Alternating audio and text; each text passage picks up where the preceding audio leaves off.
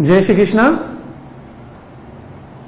आज हम लोग ये देखेंगे कि कोई भी चार्ज अगर मूव करता है तो वो कितनी मैग्नेटिक फील्ड प्रोड्यूस करता है। पिछली क्लास में हमने देखा था कि भाई क्रॉस प्रोडक्ट जो होता है वो क्या होता है, क्योंकि क्रॉस प्रोडक्ट का बहुत ज्यादा इस्तेमाल इस चैप्टर में होने वाला है।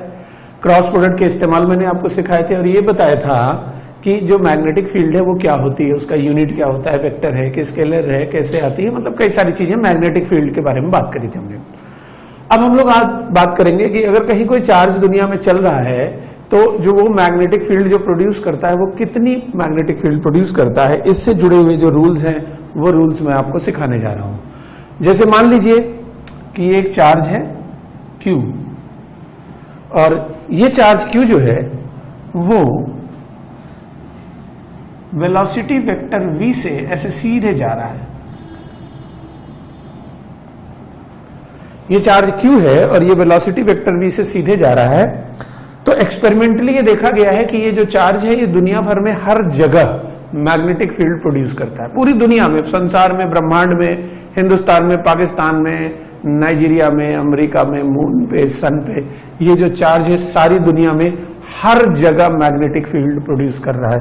कोई भी मूविंग, देखो स्टेशनरी चार्ज जो होता है वो सिर्फ इलेक्ट्रिक फील्ड पैदा करता है, लेकिन अगर चार्ज मूव कर रहा है, चार्ज चल रहा है, तो वो चार्ज इलेक्ट्रिक फील्ड और मैग्नेटिक फील्ड दोनों पैदा करता है।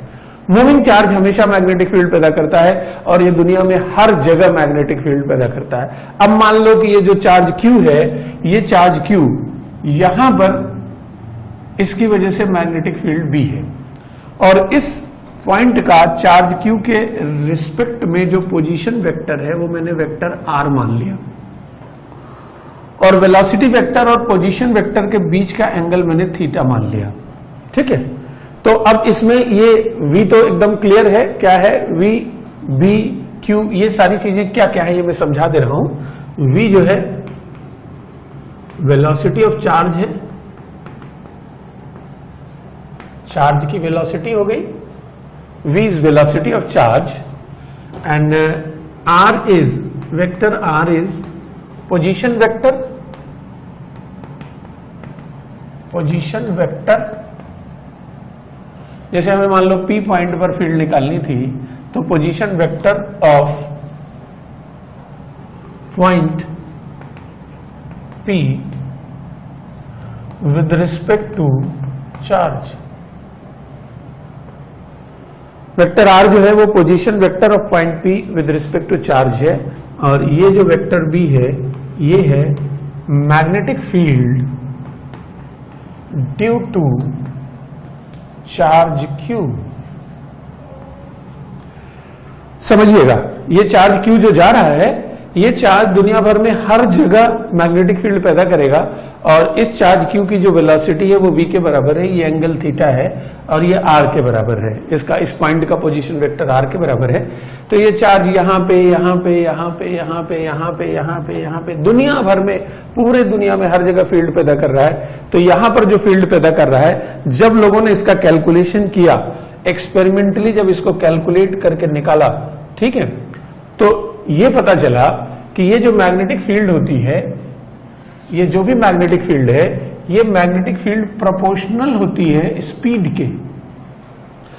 जितना तेजी से ये चार्ज चलेगा उतनी, क्योंकि इसी चार्ज की वजह से मैग्नेटिक फील्ड आ रही है, रुका होता तो फील्ड आती ही नहीं। अगर बहुत डबल स्पीड से चलेगा तो मैग्नेटिक फील्ड डबल हो जाएगी।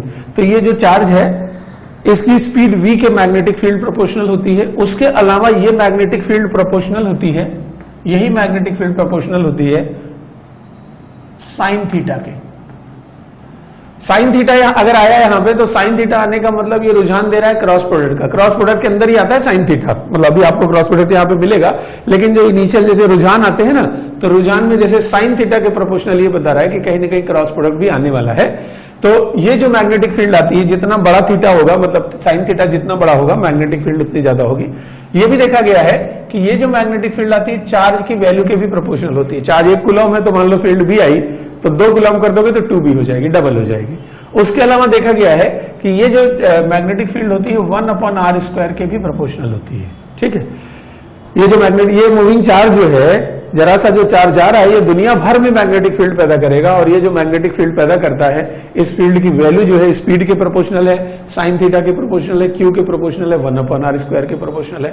जब भी हम प्रोपोर्शनलिटी हटाते हैं तो एक कांस्टेंट आता है, तो जैसे अगर मैं यहां प्रोपोर्शनलिटी हटाऊंगा तो ये सारी प्रोपोर्शनलिटी हटने के बाद एक कांस्टेंट आएगा, और वो कांस्टेंट जो है वो μ0/4π μ0/4π से दिया जाता है।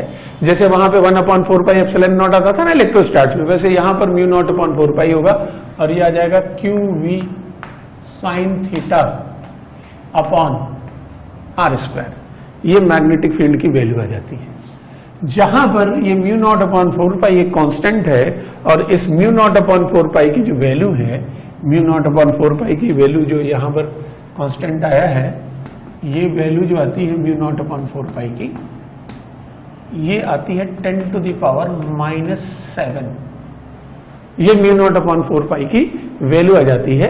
अगर आप यूनिट लिखना चाहें तो यूनिट भी लिख सकते हैं इसका तो टेस्ला हो जाएगा into metre square upon coulomb into metre per second, तो सेकेंड ऊपर चला जाएगा, 1 मीटर से 1 मीटर चला जाएगा।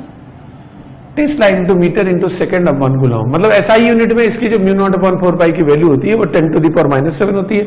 इलेक्ट्रोस्टैट्स में याद करें वही वैल्यू कितनी होती थी, 9 × 10⁹। 1/4π एप्सिलॉन नॉट की जो वैल्यू आती थी वो 9 × 10⁹ होती थी। यहां पर ये जो μ0 है इसको एक खास नाम से बुलाते हैं। μ0 का नाम हम लोगों ने रखा है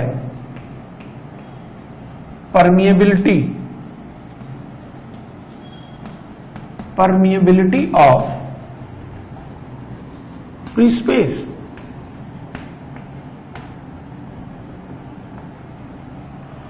μ0 जो है इसका नाम है, जैसे एप्सिलॉन नॉट क्या होता था, परमिटिविटी ऑफ फ्री स्पेस, तो ये जो μ0 होता है ये परमिएबिलिटी ऑफ फ्री स्पेस कहा जाता है। ये मैग्नेटिक फील्ड का कांस्टेंट होता है, जैसे वहां एप्सिलॉन नॉट था उसी टाइप का कांस्टेंट ही होता है।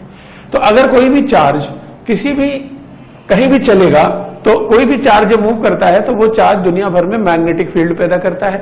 वो जो मैग्नेटिक फील्ड होती है वो इस इक्वेशन से दी जाती है, जहां Q चार्ज की वैल्यू है, V स्पीड है, साइन थीटा एंगल है, r² ये है। अच्छा, साइन थीटा जो है ये भी समझना है हमें कि वेलोसिटी वेक्टर और पोजीशन वेक्टर के बीच का एंगल है। जो वेलोसिटी वेक्टर है और जो पोजीशन वेक्टर है इन दोनों के बीच का एंगल है। अब ये तो फील्ड का मैग्नीट्यूड आ गया, लेकिन ये जो फील्ड होती है वेक्टर क्वांटिटी होती है, तो इसका डायरेक्शन लोगों ने देखा, जब एक्सपेरिमेंट करके और डायरेक्शन देखा तो पता चला इस चार्ज की वजह से डायरेक्शन जो आ रहा था यहां पर इस जगह पे जो डायरेक्शन आ रहा था वो इनवर्ड्स आ रहा था। तो जब डायरेक्शन के साथ लोगों ने देखा तो इनवर्ड्स आ रहा था। इनवर्ड को क्रॉस को हम लोग इनवर्ड से दिखाते हैं, तो इस जगह पे जब डायरेक्शन देखा तो इनवर्ड्स आ रहा था। अब अगर आप ध्यान से देखें तो वेलोसिटी वेक्टर, वी वेक्टर और आर वेक्टर, अगर इसका क्रॉस लेंगे तो अंदर की तरफ आएगा। तो यही जो फार्मूला है, जब इस फार्मूले को हम वेक्टर फॉर्म में लिखते हैं, वेक्टर फॉर्म में, तो यही फार्मूला बनता है μ0/4π Q V cross R upon R3। Vector form में ये बन जाता है, आएगा है। स्केलर फॉर्म में देखें तो यही फार्मूला है। स्केलर फॉर्म में यही कैसे है, V क्रॉस R को आप लिखोगे V into R into sine theta, एक R से एक R कट जाएगा तो ये बचेगा वही QV साइन थीटा के बराबर ही। तो लेकिन वेक्टर फॉर्म में इसी फार्मूले को हम इस तरह से लिख सकते हैं। तो दुनिया में कोई भी अगर चार्ज चल रहा है, मूव कर रहा है, तो उसके कारण जो मैग्नेटिक फील्ड पैदा होती है, ठीक है, किसी भी पॉइंट पर, वो इस इक्वेशन से दी जाती है। ये जो इक्वेशन है, इस इक्वेशन से वो मैग्नेटिक फील्ड दी जाती है दुनिया में कहीं भी अगर कोई चार्ज कभी मूव कर रहा होता है तो जैसे कोई भी चार्ज चल रहा है तो दुनिया भर में मैग्नेटिक फील्ड पैदा करेगा, और वो मैग्नेटिक फील्ड की वैल्यू आती है μ0/4π Q V cross R upon R3। अब हम लोग क्या करेंगे कि ये जो मैग्नेटिक फील्ड का डायरेक्शन है इसको थोड़ा बारीकी से समझेंगे, थोड़ा इसके अंदर डिटेल में इसको समझने का प्रयास करेंगे। जैसे वो सिचुएशन मैंने आपको बताई थी कि चार्ज था Q और ये चार्ज वेक्टर V वेलोसिटी से जा रहा है, और हम किसी खास जगह यहां पर इस पॉइंट को मैंने P बोला, इस पॉइंट पर हम मैग्नेटिक फील्ड निकालना चाहते हैं। ये एंगल थीटा देखा गया था। तो अपने पास जो फार्मूला आया था वो फार्मूला अगर देखा जाए ध्यान से तो फार्मूला तो यही था ना यार, μ0/4π Q V cross R upon R3। तो कुल मिला के अगर चार्ज पॉजिटिव है तो फील्ड का डायरेक्शन, अगर पॉजिटिव चार्ज है ये चार्ज अगर पॉजिटिव है तो फील्ड का डायरेक्शन वही होगा जो v क्रॉस r का डायरेक्शन होगा। अब थोड़ा ध्यान से देखें, जैसे मुझे इस जगह पे फील्ड निकालनी है तो यहां पर अगर फील्ड निकालनी है तो वेलोसिटी वेक्टर ये हो गया, r वेक्टर ये हो गया, तो v क्रॉस r अंदर की तरफ हो जाएगा, तो यहां की जो फील्ड आएगी वो क्रॉस्ड आ जाएगी। अब मैं इसको थोड़ा ऐसे एक्सटेंड कर देता हूं, थोड़ा ध्यान से देखें और सोचें यहां पे फील्ड का डायरेक्शन क्या आएगा। सोचें पहले आप, फिर मैं बताता हूं। यहां पर फील्ड का डायरेक्शन ऐसे आएगा, ये वेलोसिटी वेक्टर v हो गया, ये वेक्टर r हो गया, तो v क्रॉस r अंदर की तरफ, तो यहां पर भी फील्ड का डायरेक्शन इनवर्ड्स आ जाएगा। अगर आप यहां पर देखेंगे तो यहां भी फील्ड इनवर्ड आएगी, यहां भी इनवर्ड आएगी, यहां भी इनवर्ड आएगी, और इसके इधर जितने भी पॉइंट्स हैं सब जगह इनवर्ड आएगी। 1 मिनट पॉज करके आप खुद से करके देख लीजिए, जिससे कि आपको फील आ जाए। आप मतलब जैसे हम लोग पढ़ाते हैं ना ऑनलाइन क्लासेस, तो इसमें जगह जगह पे वीडियो पॉज करके आप उसको सोच लिया कीजिए कि जो सर बोल रहे हैं, ठीक है, वो जो है वो कितना जस्टिफाइड है या उसमें आपको क्या इश्यू आ रहे हैं। तो खैर, तो बी की जो वैल्यू आएगी वो आएगी μ0/4π q v क्रॉस r/r3। ये v हो गया, ये वेक्टर r हो गया, तो मैग्नेटिक फील्ड आ गई अंदर की तरफ। ठीक है, अब ये जो मैग्नेटिक फील्ड आई है अंदर की तरफ, यहां भी अंदर की तरफ आएगी, यहां भी देखें v क्रॉस r अंदर की तरफ, यहां भी v इधर, r इधर, v क्रॉस r अंदर की तरफ, यहां भी v, जितने भी पॉइंट है यहां पर भी देखेंगे। ठीक है, ये थोड़ा जैसे मतलब बहुत ज्यादा खींचना पड़ रहा है, लेकिन v इधर है, r इधर है, तो v क्रॉस r आएगा अंदर की तरफ ही। तो अगर इस लाइन के इधर देखेंगे, जो जितने भी पॉइंट है वहां पर जो फील्ड आएगी वो अंदर की तरफ आएगी। अच्छा, इधर देखा जाए, इधर फील्ड किधर आएगी जरा सोचो। तो अगर यहां पे आपको फील्ड निकालनी है तो वेलोसिटी वेक्टर ये है, r वेक्टर ये हो जाएगा, ये हो गया r वेक्टर, तो वेलोसिटी वेक्टर इधर है, r इधर है, तो v क्रॉस r किधर आएगा, बाहर की तरफ। तो यहां पर अगर आप देखेंगे तो v क्रॉस r बाहर की तरफ आ जाएगा, यहां पर भी बाहर की तरफ आ जाएगा। एक गोला बना देते हैं थोड़ा और क्लियर करने के लिए। ठीक है, यहां भी v क्रॉस r बाहर की तरफ, यहां भी बाहर की तरफ, यहां भी बाहर की तरफ, यहां भी सब जगह v क्रॉस r जो है वो बाहर की तरफ होगा। ठीक है, ये गोले से कोई कंफ्यूजन ना हो। यहाँ डॉट लगाने का मतलब जो होता है कि वेक्टर बाहर की तरफ है, क्रॉस का मतलब होता है वेक्टर अंदर की तरफ है। तो डॉट मैग्नेटिक फील्ड का मतलब यहाँ फील्ड बाहर आ रही है, यहाँ जो मैग्नेटिक फील्ड है वो अंदर की तरफ आ रही है। ठीक है, अगर हम यहां पर मैग्नेटिक फील्ड देखें, इस जगह पर देखिए, तो इस जगह पर क्या होगा कि v वेक्टर इधर है और r वेक्टर यही हो जाएगा, तो थीटा 0 हो जाएगा। थीटा 0 हो जाएगा तो इस लाइन पर हर जगह मैग्नेटिक फील्ड 0 होगी। यानी जो चार्ज है अगर आप उसी की लाइन पर देखेंगे तो मैग्नेटिक फील्ड की वैल्यू 0 आएगी, क्योंकि यहां पर थीटा 0 हो गया, साइन 0 0 के बराबर हो जाएगा।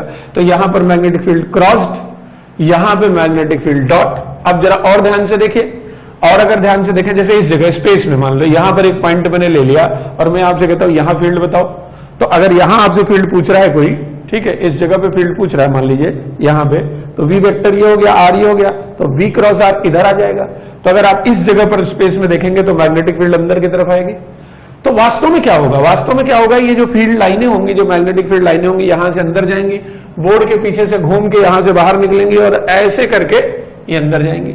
तो ये जितनी भी मैग्नेटिक फील्ड लाइंस होंगी यहां पर, ये सारी की सारी मैग्नेटिक फील्ड सर्कल बनाएंगी। मतलब देखो यहां से, इसको विजुलाइज करो, बड़ा मजेदार चीज है कि यहां से लाइनें अंदर जा रही हैं, यहां से बाहर आ रही, तो इसका मतलब पीछे से जाके घूम के वापस आई होंगी और फिर ऐसे निकल करके और फिर ऐसे एंटर करेंगी। उसी तरह से यहां से लाइनें जैसे निकल रही हैं तो यहां से कहीं से एंटर करेंगे, फिर पीछे से घूम के फिर वापस आ जाएंगी। तो ये जितनी भी मैग्नेटिक फील्ड लाइनें होंगी, they all will form closed circular loop with the line of action of charge is their centre. जितनी भी फील्ड लाइनें हैं वो सारी की सारी लाइनें जो हैं वो सर्कुलर लूप बनाएंगी और जो लाइन ऑफ एक्शन है चार्ज का वो उसका सेंटर हो जाएगा। ठीक है, तो यहां पर ये बात सबको समझ लेनी है। लिखें, the field lines will form circular loops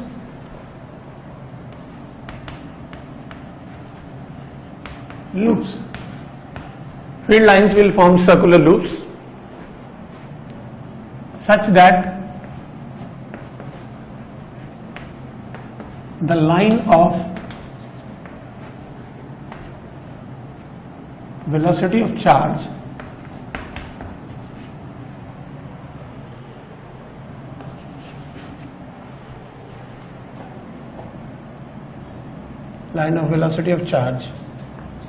as their centers field line जो है वो सर्कुलर लूप बनाएंगी, यहां पर जितनी भी लाइनें हैं वो सबकी सब सर्कुलर लूप बनाएंगे, और जो इनकी वेलोसिटी का लाइन होगी ना, जिस लाइन की जो वेलोसिटी की लाइन ऑफ एक्शन है उस लाइन ऑफ एक्शन पर जो है इनका सेंटर लाई करेगा। तो ये जितनी भी फील्ड लाइनें होंगी सबकी सब सर्कुलर लूप्स बना रही होंगी, बहुत सारे सर्कल्स होंगे, और वो जो सर्कल होंगे उन सारे सर्कल सेंटर इसी लाइन पर लाई करेगा, ठीक है। और उन सर्कल्स का डायरेक्शन हमें निकालना है, तो डायरेक्शन जो है वो V क्रॉस R की मदद से निकाला जा सकता है, ठीक है। अब जैसे ये कंसेप्ट आया कि भाई कोई भी चार्ज अगर चल रहा है तो उसके कारण दुनिया भर में हर जगह मैग्नेटिक फील्ड आती है। अब ये जो मैग्नेटिक फील्ड आती है उस मैग्नेटिक फील्ड की वैल्यू कितनी होती है, इससे जुड़े हुए बहुत सारे क्वेश्चंस होते हैं। तो मैं आपको कुछ क्वेश्चंस कराने जा रहा हूं, कुछ प्रॉब्लम्स कराऊंगा जहां पर हम मैग्नेटिक फील्ड की वैल्यू को कैलकुलेट करेंगे, ठीक है। एक चलिए क्वेश्चन मैं आपको कराने जा रहा हूं, एग्जाम्पल है ये, ध्यान से समझिएगा।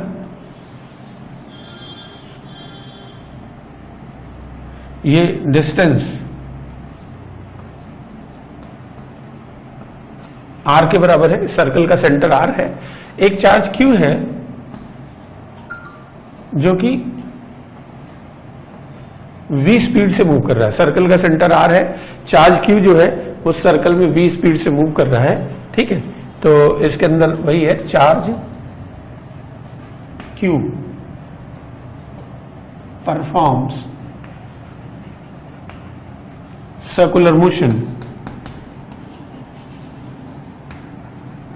चार्ज की perform circular motion with, charge की perform circular motion with constant speed.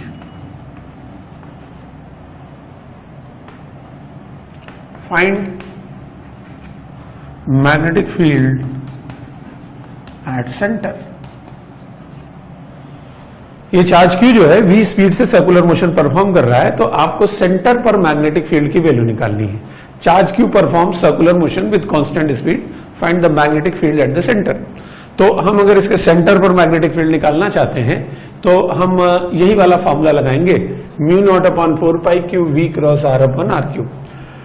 तो अब जैसे मुझे सेंटर फील्ड यहां पे निकालनी है, इस जगह पे फील्ड निकालनी है, चार्ज यहां पर है, तो जिस जगह पे मुझे फील्ड निकालनी होती है उस जगह को मैं चार्ज से मिला देता हूं। तो मैं चार्ज से इस जगह को मिलाऊंगा तो ये हो गया वेक्टर R। जिस भी जगह पे मुझे फील्ड निकालनी है, ये आपको समझना है, ये सारी बातें बहुत बारीक बारीक बातें हैं लेकिन दिमाग में रखनी है। इसी से ये चैप्टर बिल्ड होगा कि अगर मुझे यहां पे फील्ड निकालनी है तो मैंने इस पॉइंट का पोजीशन वेक्टर लिख लिया, इस पॉइंट का मैंने पोजीशन वेक्टर लिख लिया। अब इस पॉइंट का जो वेलोसिटी वेक्टर है, वेलोसिटी तो हमेशा सर्कल के टेंजेंशियल होती है, तो वेलोसिटी वेक्टर ऐसा है। तो आप ध्यान से देखें तो वेलोसिटी वेक्टर और पोजीशन वेक्टर के बीच का जो एंगल आ रहा है ना, वो 90 डिग्री आ रहा है। इस जगह पे फील्ड निकालनी थी मुझे, तो चार्ज से इसको ज्वाइन कर दिया मैंने, ये वेक्टर R हो गया, ये वेक्टर V हो गया, इनके बीच का एंगल 90 डिग्री है। तो सीधे सीधे हम ये बोल सकते हैं कि जो मैग्नेटिक फील्ड आएगी वो बराबर हो जाएगी mu naught upon 4 pi QV sine 90 upon R square. Value अगर मुझे लिखनी है तो जो वैल्यू आएगी वो इसके बराबर हो जाएगी, साइन 91 हो जाएगा। तो मैग्नेटिक फील्ड की वैल्यू आ जाएगी mu naught upon 4 pi QV upon R square. जो मैग्नेटिक फील्ड आएगा वो mu naught upon 4 pi QV upon R square के बराबर आ जाएगा। तो ये मैग्नेटिक फील्ड आ गई। अब थोड़ा ध्यान से देखा जाए कि इस मैग्नेटिक फील्ड का डायरेक्शन क्या है। अगर हम इस मैग्नेटिक फील्ड का डायरेक्शन देखें, देखिएगा जरा ध्यान से, डायरेक्शन जो होगा मैग्नेटिक फील्ड का वो वही होगा जो V क्रॉस R का डायरेक्शन होगा। तो अगर हम देखें तो वेलोसिटी वेक्टर V इधर है, R इधर है, तो V इधर है, R इधर है, तो V क्रॉस R इधर आ जाएगा। तो यहां पर जो मैग्नेटिक फील्ड आएगी वो डॉट आएगी, डॉट मैग्नेटिक फील्ड आएगी। डॉट मैग्नेटिक फील्ड का मतलब बाहर की तरफ आएगी, ठीक है। अब इसी के अंदर एक बड़ा इंटरेस्टिंग सा क्वेश्चन बनता है, इसी क्वेश्चन का एक इंटरेस्टिंग सा पार्ट बनता है, ठीक है। वो ये बनता है कि ये जो मैग्नेटिक फील्ड आई है ये कांस्टेंट होगी या वेरिएबल होगी। ये जो भी मैग्नेटिक फील्ड आपने निकाली, मैंने निकाली, ये कांस्टेंट है या वेरिएबल है। तो ये क्वेश्चन भी मैं लिख रहा हूं, find whether the above field, find whether the above magnetic field is constant or variable। Find whether the above magnetic field is constant और वेरिएबल। ये पता लगाओ कि ये जो मैग्नेटिक फील्ड आ रही है ये कांस्टेंट है या वेरिएबल है। 1 मिनट का पॉज लेके सोचे और फिर जवाब दें। तो देखें इसमें क्या है कि ये जो मैग्नेटिक फील्ड है ये कांस्टेंट, अच्छा कोई भी वेक्टर को अगर हमें चेक करना है कि वेक्टर कांस्टेंट है या वेरिएबल है तो हमें ये देखना होता है कि वेक्टर का ना तो डायरेक्शन बदले और ना उसकी वैल्यू बदले, तभी वो कांस्टेंट माना जाएगा। अगर मान लीजिए डायरेक्शन भी बदल गया तो भी वो वेक्टर वेरिएबल माना जाता है। कोई भी वेक्टर को अगर चेक करना है कांस्टेंट के लिए तो फिर दोनों चीजें उसकी कांस्टेंट रहनी चाहिए, ना डायरेक्शन ना वैल्यू। ठीक है, डायरेक्शन भी वही से रहना चाहिए, वैल्यू भी वही रहना चाहिए। अब मैं इसको अगर देखूं तो मैग्नेटिक फील्ड एक वेक्टर क्वांटिटी है, पहले तो वैल्यू को एग्जामिन करूं। वैल्यू आप देखोगे ना क्यू बदल रहा है, ना वी बदल रहा है, ना आर बदल रहा है, तो वैल्यू तो इसकी कांस्टेंट है। आप डायरेक्शन देखें, फिलहाल जब चार्ज यहां पे था तो इसका डायरेक्शन जो है वो बाहर की तरफ था। अब कुछ समय के बाद मान लो चार्ज यहां पर आ गया, वेलोसिटी इधर हो जाएगी, वेक्टर आर ये हो जाएगा। अब देखें इसका डायरेक्शन किधर होगा मैग्नेटिक फील्ड का, तो अब डायरेक्शन अगर देखेंगे तो वी वेक्टर इधर है, आर इधर है, तो वी क्रॉस आर अभी भी बाहर की तरफ ही आ रहा है। इसका मतलब जो डायरेक्शन होगा वो यहां भी आउटवर्ड ही होगा।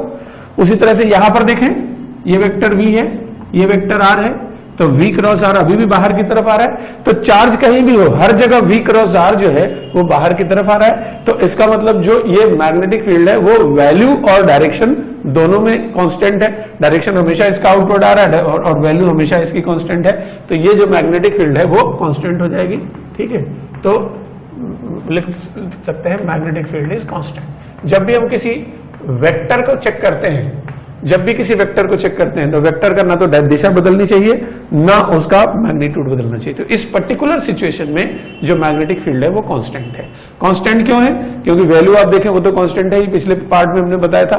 डायरेक्शन आप कहीं भी देखें, वी इधर है, आर इधर है, वी क्रॉस आर बाहर की तरफ। यहां पर अगर आप देखें तो वेलोसिटी वेक्टर इधर है, आर वेक्टर इधर है, तो वी क्रॉस आर हर जगह बाहर की तरफ आ रहा है। तो ना तो इसका डायरेक्शन बदल रहा है ना इसकी वैल्यू बदल रही, तो ये मैग्नेटिक फील्ड कांस्टेंट हो जाएगी।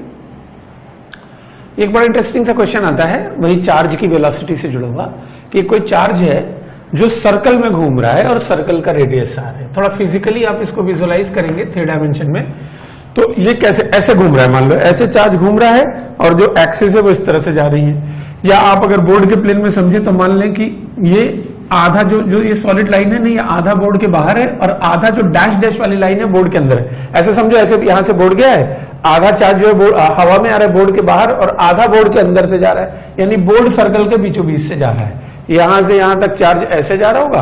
अच्छा, यहां चार्ज ऐसे जा रहा होगा, यानी यहां पर जो चार्ज की वेलोसिटी होगी, इस जगह से चार्ज ऐसे बाहर निकल के और फिर यहां से चार्ज ऐसे अंदर जाएगा, तो यहां पे जो वेलोसिटी होगी वो बाहर की तरफ होगी, यहां पर जो वेलोसिटी होगी वो अंदर की तरफ होगी। अगर वेलोसिटी का हम डायरेक्शन यहां पे देखें तो वेलोसिटी का डायरेक्शन यहाँ पे डॉट आएगा, और यहाँ पे अगर हम वेलोसिटी का डायरेक्शन देखें तो यहाँ पे वेलोसिटी का डायरेक्शन क्रॉस आएगा। ऐसे यहाँ से निकलेगा चार्ज और ऐसे जाएगा। 3D में आपको विजुअलाइज करना पड़ेगा। खैर, तो ये चार्ज Q जो है ये v स्पीड से, कांस्टेंट स्पीड v से सर्कल में घूम रहा है और यहाँ पर कोई एक पॉइंट P है और हमें पता लगाना है कि ये जो P पॉइंट है ये मैं मान लेता हूँ यहाँ से x दूरी पर है, तो इस P पॉइंट पे मैग्नेटिक फील्ड, ये सवाल है।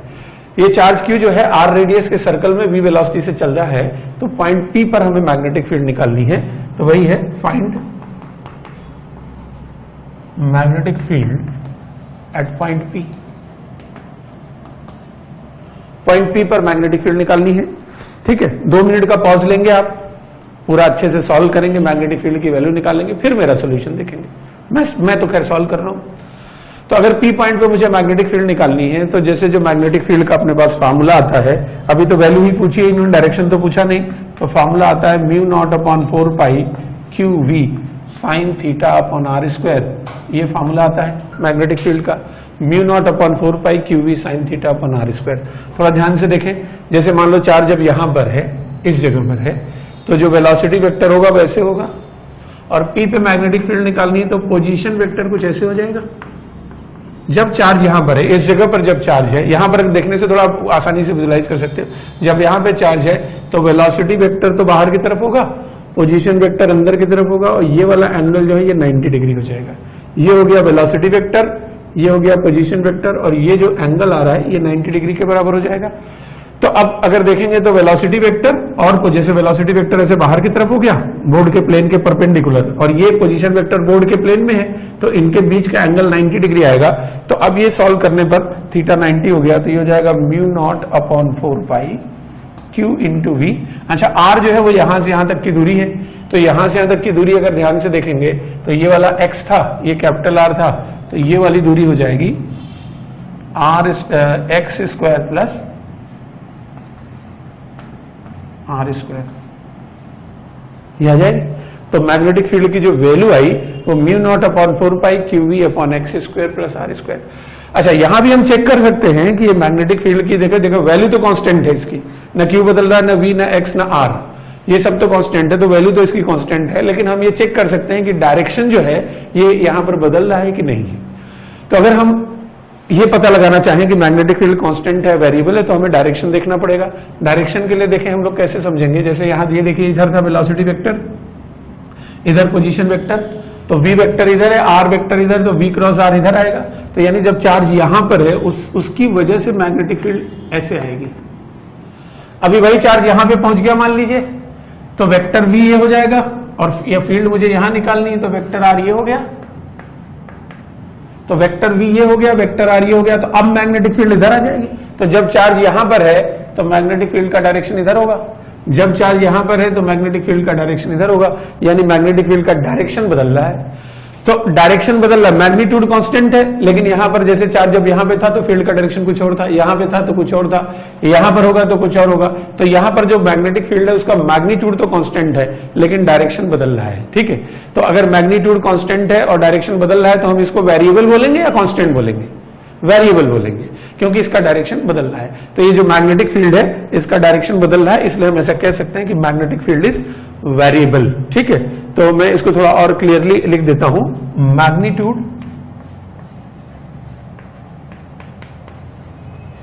Remains constant, magnitude remains constant, but direction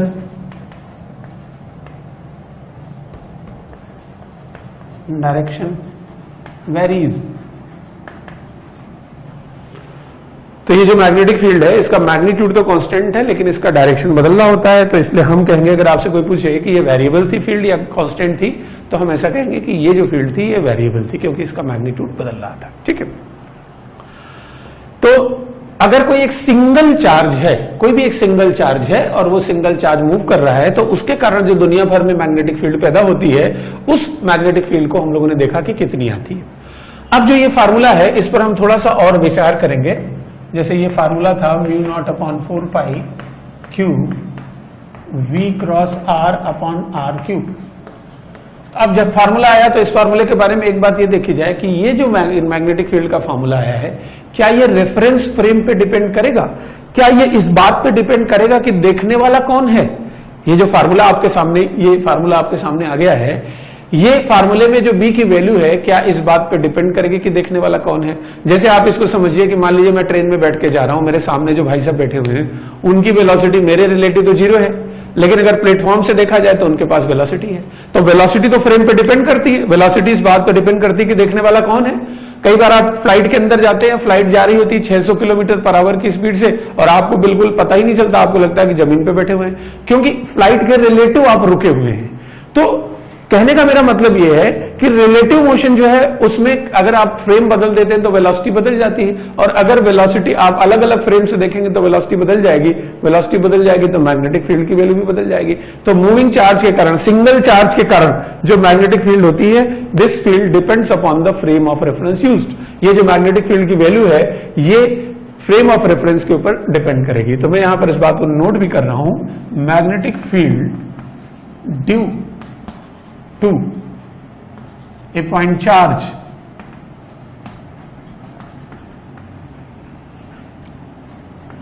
depends upon the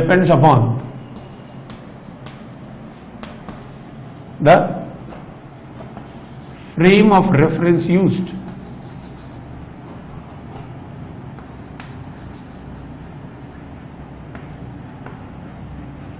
magnetic field due to a point charge depends upon the frame of reference used, that is, इसी बात को हम कैसे बोलते हैं, it is variant of the frame,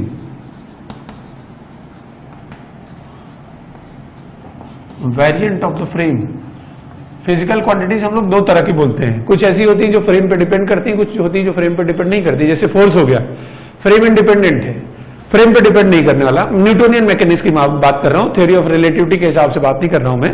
तो force हो गया, ये फ्रेम इंडिपेंडेंट है, बॉडी का मास 1 किलो है तो 1 किलो ही रहेगा, तो वो भी फ्रेम इंडिपेंडेंट है। वो अलग बात है कि थ्योरी ऑफ रिलेटिविटी जब आप पढ़ोगे कभी 12th के बाद, तो उसके अंदर मास भी वेरी कर जाता है, लेकिन अभी फिलहाल न्यूटोनियन मैकेनिक्स के अंदर जो मास हो गया, टाइम हो गया, लेंथ हो गया, ये सब फ्रेम इंडिपेंडेंट होती है, देखने वाले पे डिपेंड नहीं करते। तो किसी पॉइंट चार्ज के कारण, एक सिंगल चार्ज के कारण जो मैग्नेटिक फील्ड आती है वो रेफरेंस फ्रेम के ऊपर डिपेंड करती है, और इसी बात को हम इस तरह से बोलते हैं कि it is the variant of the frame, ये फ्रेम के ऊपर डिपेंड करती है जो मैग्नेटिक फील्ड है। अब हम लोग जो सबसे इंपॉर्टेंट फार्मूला होता है इस चैप्टर का, उस फार्मूले की तरफ आ रहे हैं, बायोट-सेवर्ट लॉ। ये इस चैप्टर का सबसे इंपॉर्टेंट फार्मूला है, और आप ऐसा समझ लो कि ये जो चैप्टर है, इस चैप्टर में जितने भी फार्मूले, जितने भी डेफिनेशन, जो कुछ है सब जैसे इलेक्ट्रोस्टैट्स में सब कुछ किस पे डिपेंड करता था, कूलॉम्स लॉ पे ना, कूलॉम्स लॉ आया, फिर फील्ड आई, फिर सारी चीजें आई, उसी तरह से यहां पर बायोट-सेवर्ट लॉ है। ये जो बायोट-सेवर्ट लॉ है, ये बायोट-सेवर्ट लॉ इस चैप्टर का सबसे इंपॉर्टेंट फार्मूला है, ठीक है। अब ये बायोट-सेवर्ट लॉ कोई भी करंट कैरिंग वायर है, जैसे इस रूम के अंदर बहुत सारे वायर्स हैं, आपको नहीं दिख रहे हैं, आपको बोर्ड दिख रहा है, लेकिन मुझे बहुत सारे तार अपने चारों तरफ दिख रहे हैं। आप जिस कमरे में बैठे वहां पे नजर घुमा के देखिए, हर तरफ आपको तार ही तार दिख रहे होंगे। तो वो जितने भी वायर्स हैं उन सब के अंदर करंट फ्लो कर रहा होगा, तो वो करंट बेसिकली क्या है, फ्लो ऑफ चार्ज ही तो है। तो वो सारे जो वायर्स हैं उनके अंदर करंट फ्लो कर रहा है, और उस करंट के कारण दुनिया भर में हर जगह मैग्नेटिक फील्ड आएगी, और वो जो मैग्नेटिक फील्ड आएगी उसी मैग्नेटिक फील्ड की वैल्यू ये बायोट-सेवर्ट लॉ बताता है, ठीक है। तो ये बायोट-सेवर्ट लॉ, जैसे मान लीजिए कि ये कोई एक वायर है, इस वायर के अंदर करंट आई फ्लो कर रहा है, और हमें यहां पर मैग्नेटिक फील्ड का पता लगाना है। तो हम पूरे वायर के लिए एक साथ मैग्नेटिक फील्ड नहीं लिखते हैं। बायोट-सेवर्ट लॉ क्या करता है कि एक छोटे से एलिमेंट के लिए मैग्नेटिक फील्ड बताता है, और फिर उसके बाद उस एलिमेंट के लिए मैग्नेटिक फील्ड लिखने के बाद जब हम पूरे के लिए इंटीग्रेट करते हैं तो नेट मैग्नेटिक फील्ड की वैल्यू आ जाती है। तो जैसे मान लीजिए ये करंट कैरिंग वायर है, और हम यहां पर मैग्नेटिक फील्ड निकालना चाहते हैं, और मैंने एक छोटा सा एलिमेंट यहां पर ले लिया, वेक्टर डीएल। ये जो मैंने एलिमेंट लिया है, इस एलिमेंट का नाम है वेक्टर डीएल, छोटा सा एलिमेंट है, इसको हमने वेक्टर डीएल के नाम से रखा, ठीक है। और इस डीएल की वजह से, इस जरा से एलिमेंट डीएल की वजह से यहां पर जो मैग्नेटिक फील्ड आई, इस जगह पर जो मैग्नेटिक फील्ड आई, उसको मैंने बोला वेक्टर डीबी। वेक्टर डीबी क्या है, पूरे तार के कारण यहां पे मैग्नेटिक फील्ड नहीं है। वेक्टर डीबी ये जो जरा सा एलिमेंट हमने लिया हुआ है ना, ये जो वेक्टर डीएल हमने जरा सा एलिमेंट लिया हुआ है, लेंथ एलिमेंट या डिस्प्लेसमेंट वेक्टर या करंट एलिमेंट, कुछ भी बोल सकते हैं हम लोग इसको, इस डीएल की वजह से यहां पर मैग्नेटिक फील्ड है। तो अगर मैं यहां पर लिखता हूं तो वेक्टर डीबी जो है, खैर डीबी, अभी डीबी पर आते हैं, ये वाला एंगल थीटा है। वेक्टर डीएल और वेक्टर आर पोजीशन वेक्टर है, इसके रिस्पेक्ट में है, तो ये वाला एंगल थीटा के बराबर है। तो अगर मैं यहां पर लिखूं तो यहां पर वेक्टर डीबी जो है, वेक्टर डीबी बेसिकली क्या है, small magnetic field due to current element, vector dl. Vector dl क्या है, एक छोटा सा डिस्प्लेसमेंट वेक्टर है, और इसका डायरेक्शन उधर ही होता है जिधर करंट होता है। तो ये जो जरा सा मैंने डीएल वेक्टर लिया, इस जरा से डीएल वेक्टर की वजह से जो मैग्नेटिक फील्ड आई वो भी जरा सी मैग्नेटिक फील्ड आई, और उस जरा सी मैग्नेटिक फील्ड को मैंने वेक्टर डीबी बोल दिया। तो वेक्टर डीबी जो है वो उस जरा से एलिमेंट डीएल की वजह से मैग्नेटिक फील्ड है। तो एक्सपेरिमेंट किया था, बायोट-सेवर्ट ने एक्सपेरिमेंट किया था, और एक्सपेरिमेंट के बेसिस पर इस डीबी की वैल्यू पता लगाई थी। तो देखा यह गया था कि जो डीबी होता है ये प्रोपोर्शनल होता है इस वायर में जो करंट गुजर रहा है उसके प्रोपोर्शनल होता है। तो डीबी प्रोपोर्शनल टू आई। देखा गया था कि ये जो है प्रोपोर्शनल होता है डीएल के जो एलिमेंट मैंने लिया उसकी लंबाई कितनी है, छोटा एलिमेंट लेंगे तो कम फील्ड आएगी, बड़ा लेंगे तो ज्यादा आएगी। ये भी देखा गया कि ये डीबी जो है वो प्रोपोर्शनल है 1/r² के, 1/r² के प्रोपोर्शनल है। और ये भी देखा गया कि ये डीबी जो है ये साइन थीटा के भी प्रोपोर्शनल है, डीबी साइन थीटा के भी प्रोपोर्शनल है। तो अब अगर हम ये प्रोपोर्शनलिटी हटाते हैं तो प्रोपोर्शनलिटी हटाने के बाद जो डीबी की वैल्यू आती है ये आती है μ0/4π I dl cross r upon r³। मैं वेक्टर फॉर्म में सीधे लिख दिया, स्केलर ये इसका वेक्टर फॉर्म हो गया। जो आपको याद करना है, रटना है, ठीक है, रट लेना है। रटना शब्द जो है वो थोड़ा सा नेगेटिव है, लेकिन ये मतलब कुछ चीजें होती है जहां पे आपको प्योर रटना होता है, ठीक है। तो ये बायोट-सेवर्ट लॉ मैंने आपको समझा दिया। कोई पॉइंट नहीं समझ में आ रहा है तो आप वीडियो लौटा के देख लें, उसको रिवर्स करके देख लें, ठीक है। लेकिन ये आपको याद करना ही पड़ेगा। तो डीबी जो है वो μ0/4π I dl cross r upon r³ होती है। ये बायोट-सेवर्ट लॉ है। अगर हम इसका स्केलर फॉर्म देखें तो स्केलर फॉर्म जो होगा μ0/4π I dl sine theta upon r²। Board में जो सवाल आते हैं उनमें ज्यादातर में इसी फार्मूले से काम चल जाता है स्केलर।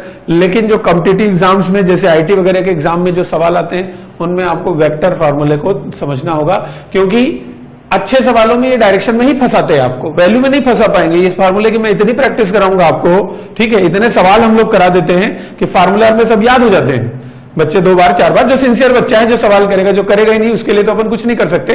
लेकिन जो मतलब अपने हिसाब से जो करना चाहता है, लेकिन जो डायरेक्शन होता है उसको निकालने में थोड़ी मेहनत होती है और उसमें गलतियां भी होती हैं। तो आमतौर पर बच्चे करते क्या है, जहां डायरेक्शन है फटाफट हाथ ऐसे किया, फट से आगे बढ़ गए। कॉन्फिडेंस रहता नहीं है कि सही होगा, तो तुरंत उसको करके आगे बढ़ जाना चाहते हैं। गलत सही जो हुआ सो हुआ।